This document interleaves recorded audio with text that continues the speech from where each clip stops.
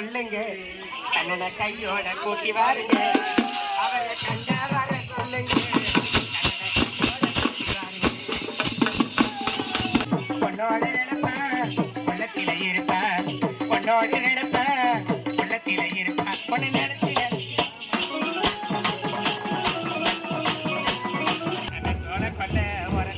சோழ கொல்ல உரத்தில